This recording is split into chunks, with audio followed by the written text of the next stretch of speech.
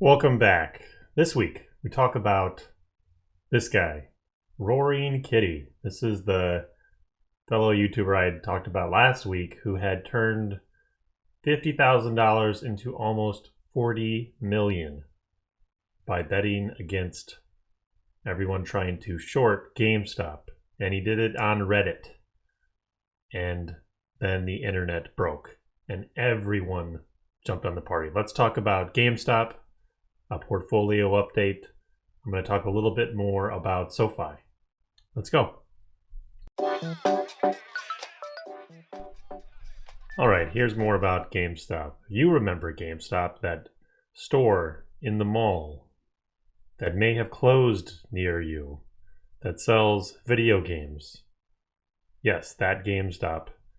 Here's where Mr. Gill got in back in June. Was around $4 a share. And look at what has happened over the last 6 months. The stock has gone up, it doubled again. All of a sudden, last week, it goes stratospheric. It goes from $90 a share up to $300 and around $300 through some volatility in the week. There's been no news about GameStop. GameStop hasn't come out with a new product. GameStop has made some changes on their board. They've closed some stores, usually not a good sign when you're closing stores. They've not created any new innovation. Nothing has materially changed about the company.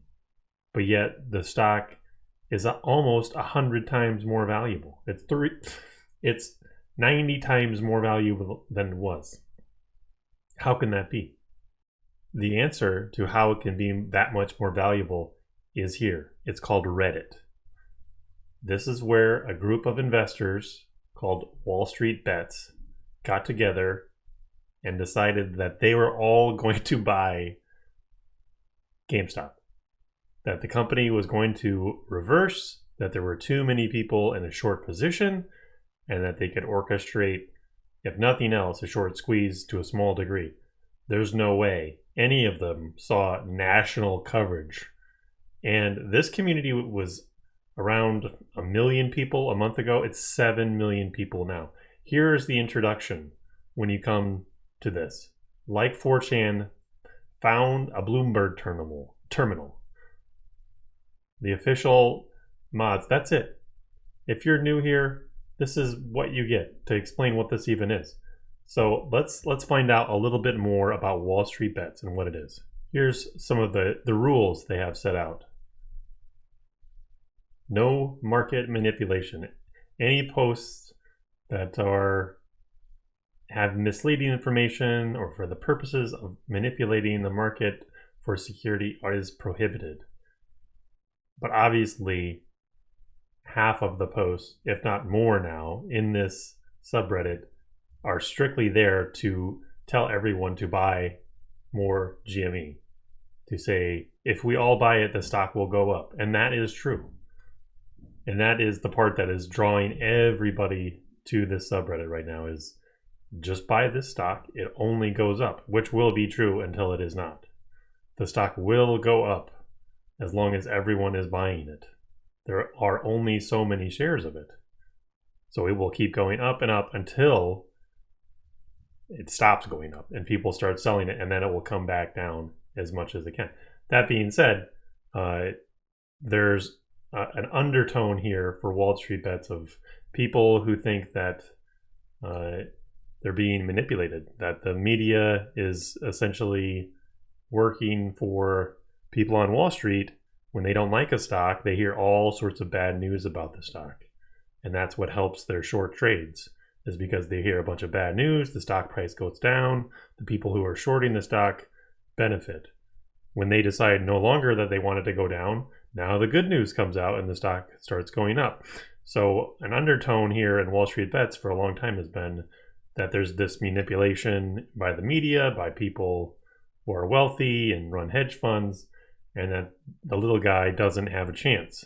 This past week, we saw more of that get interplayed because Robinhood shut down, a bunch of brokerages shut down and didn't let people buy more of the stock as it was mooning. As it was going to the moon, the stock was no longer for sale all of a sudden across a number of platforms. Do I think taking all your financial advice from people on Wall Street bets is a good idea? No. Am I planning to invest a lot of money in these YOLO stocks because someone on a forum says buy this stock? No. I don't think that's good advice. I also don't think it's very clear what Wall Street Bets is. So it's better to hear it from the people that started it themselves. Here's some audio. The founder of Wall Street Bets. And so for anyone that's unfamiliar with what Wall Street Bets is, why don't you kind of describe what it is, just so everyone knows? So Wall Street Bets has evolved over the years, but what it is today, it's an online forum of high-risk trading with the stock market, with stock options, with highly leveraged bets on popular stocks that you get to see frequently for people taking all or nothing, directional trades. You have people with risk tolerance, levels of risk tolerance that are just not found elsewhere. So there will be an end to this. We'll all see it play out over the next weeks and months. But I'm going to be careful not to get swept up in it. I do like Wall Street Bets memes. They're great. They're hilarious. But you have to separate what is something you're willing to lose at the end of the day, because that's what this forum is really about. It's saying this is money that I am willing to lose 100% of. This isn't my college fund. This isn't my uncle's, inheritance. This isn't the money we have to eat off this month.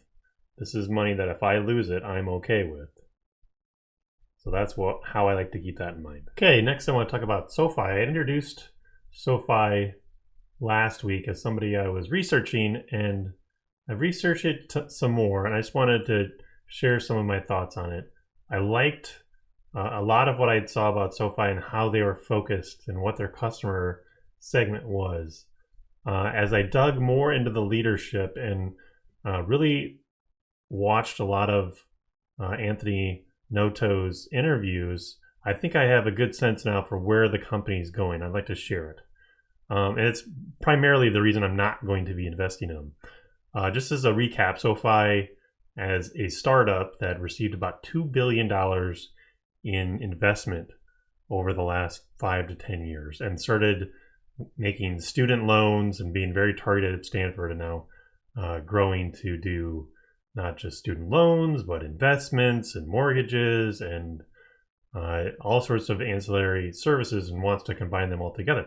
When I really watched closely what their messaging and what their chief executive said, that's essentially their long-term mission, is to bundle a set of services together. When I signed up for an account to try it out myself, they do have some interesting ideas of partnering with a financial advisor and getting you set up. To me, this just isn't enough innovation. The value proposition is great. It's going to be, I'm sure, a good company, but it's not going to be a company I'm looking forward to innovating from here. I don't see a large innovation across almost any of their products. And I can't get excited as an investor or think, the next 5 to 10 years, there's going to be all this innovation when it hasn't really been there. And their main strategy seems to be bundling all of their services together, much like you have cable and internet and phone all together right now. They want to have investing and banking and loans all together in the future, which may be great and may work out. I don't particularly think that economy of scale is going to do much for the long term of the company to provide a huge return. So I'm not interested. The other things that I thought were cons as I looked through this were they are investing in the new Rams stadium, which a company that is this well funded, I would like to see them investing strictly in their product, much like Amazon did for years and years and years. and just really nail the product. Make that the most important investment you can have. They're going to get more cash out from this IPO. To me, it just seems like they have gotten so much, $2 billion already, and now more cash out of an IPO is a lot of money for a company that a lot of people still have not heard about and don't have super innovative products. The thing I hear from their executive leadership are a value of get your money right, but for me it sounds a lot like good old-fashioned Dave Ramsey advice, which has its place, which is great. I have no problems with it. I just don't see it as this vaulted tech play where everything is going to return huge multiples and grow and scale. We'll see. Okay, let's get into a portfolio update. You can see that this was a down week in the market. This is a portfolio I go through. I try to update every week. Its primary holding is Tesla, followed by ARK-K, ARK-G, and then Simple Midcap Fund. With some volatility in the market and some of these large hedge funds moving some money around to cover some losses, I'm not surprised that the broader market is down and Tesla missed some of its numbers, which I'll go through here in a second.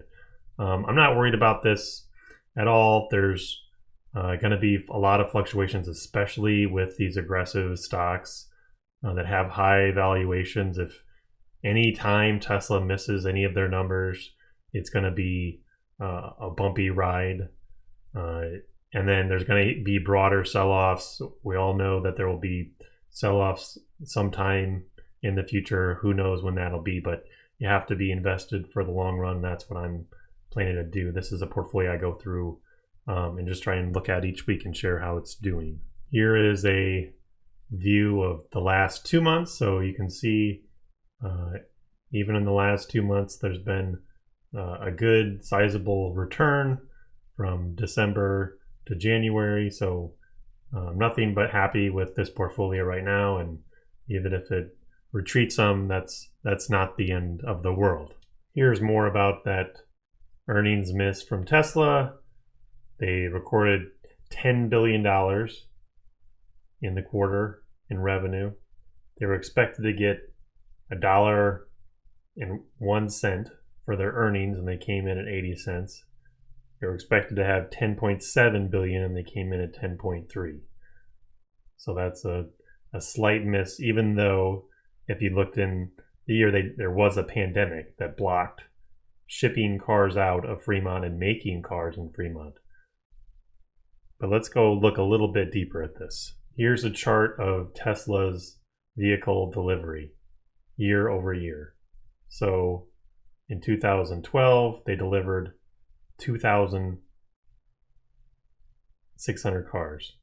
Then they jumped to 22,000, 31,000, 50,000. And what you're seeing here is essentially almost 50% growth year over year in cars delivered. And the wonderful thing about Tesla to this day and this whole market is that it's going to keep growing. As more and more auto companies like Ford and GM really get serious, Volkswagen, and come in and start selling full battery electric vehicles, it's going to lift all boats because there's going to be more advertising, more awareness that, hey, these really are popular, these really are great cars, they really are innovative, here's why you should like them.